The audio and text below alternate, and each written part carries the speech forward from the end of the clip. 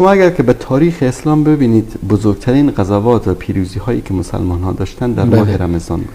غزوه بدر که یکی از بزرگترین پیروزی های مسلمان ها در 17 رمضان بود. فتح اندلس همین اسپانیا در 28 رمضان سال 92 هجری اسپانیا فتح شد.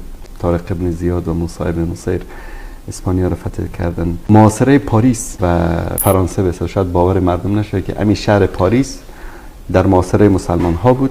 در معرکه بلات الشهدا معروف است که در سال 114 هجری عبدالرحمن ابن خافقی بود که پاریس محاصره کرده بود که در این محاصره گرچه مسلمان ها موفق نشدن که پاریس فتح بکنن، اما این واقعه در ماه رمضان رخ داد.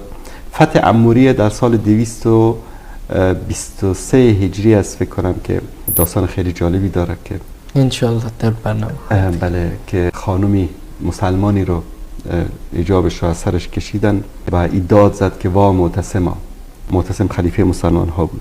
کسی تاجری در اونجا بود با بغداد که آمد به معتصم خبر داد که من شاهد همچین یک واقعی بودم و معتصم همونجا فریاد زد که لبیک یا اختا، یعنی حاضر هستم به خدمت، و لشکری آماده کرد و عموریه رو فتح کرد.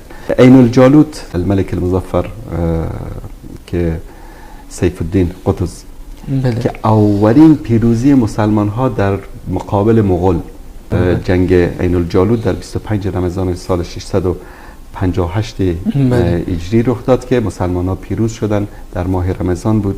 معرکه حطین در 26 رمضان سال 1188 میلادی رخ داد که در اینجا سلطان صلاح الدین ایوبی لشکر صلیبی ها را تارمار کرد. همه این پیروزی ها رو میبینیم که و جنگ اکتبر بین مجاهدین مصری و ارتش اسرائیل که از سرزمین سینا دیگه معاصر است بیرون شدن، همه پیروزی ها رو ما میبینیم در ماه رمضان رخ میده. اما امروز رمضان ما شده تبدیل به خوابیدن، خوردن، خیلی هم منت هم میگذاریم که والا تراویح خواندیم و ختم قرآن کردیم و فلان کردیم.